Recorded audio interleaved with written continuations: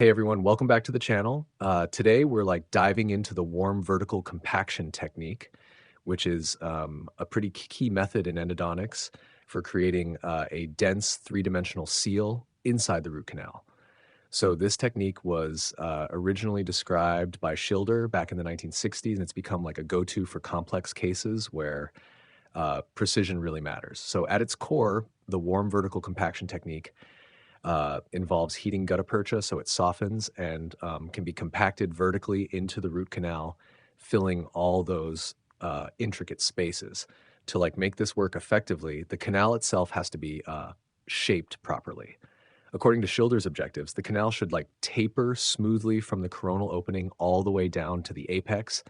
That shape is super important because it lets the heated gutta percha flow consistently and fill the canal completely. It's also important to preserve the natural position and size of the apical foramen, like keeping it as small as possible, because if it's enlarged, there's a risk of gutta percha getting pushed beyond the apex during compaction, and that can cause complications.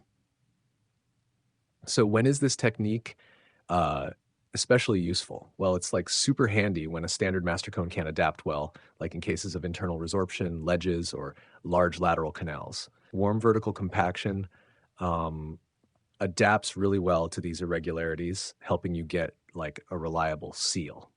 For the tools, you're going to need a set of pluggers or compactors that are double-ended. So one side is usually nickel titanium for flexibility, and the other side is stainless steel for strength. They often have depth markings to help you gauge insertion depth. Pre-fitting these pluggers is crucial, so they slide easily into the canal without binding the walls. That way, you can apply controlled vertical pressure rather than lateral force that could crack the root. Usually you'll have a larger plugger for the coronal third, a smaller one for the middle third, and the narrowest for the apical third, stopping about 5 millimeters short of the apex. You'll also need um, a heat carrier to soften the gutta percha inside the canal. These come in various tapers and sizes, so you can match the canal anatomy. Speaking of gutta percha, the cones you use in this technique are more tapered than the standard ones. They give you a larger volume of material for vertical compaction, and you pick them based on the last file you used to shape the canal. Before placing the master cone, you apply a thin sealer layer along the canal walls and then fit the cone to the working length. After seating the cone, you remove the coronal portion with a heated instrument. Then, using the widest pre-fitted plugger, you apply vertical pressure. Next, introduce the heat carrier a few millimeters of the gutta percha without touching the walls. Activate it briefly, then remove it, taking a bit of gutta percha with it. This helps move the filling apically. Then, you repeat this process, heat carrier, plugger, until you reach the apical third, using the smallest plugger about 5 millimeters from the foramen.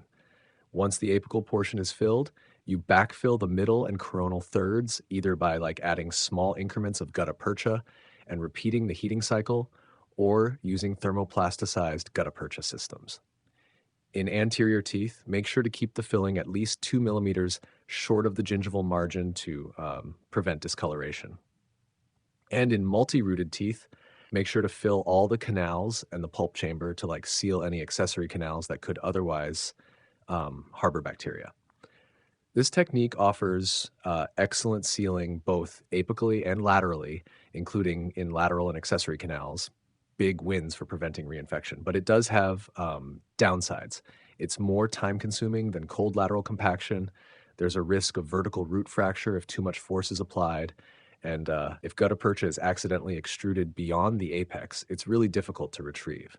So yeah, that's a concise but comprehensive look at the warm vertical compaction technique, from the principles and instruments to the clinical steps and practical tips.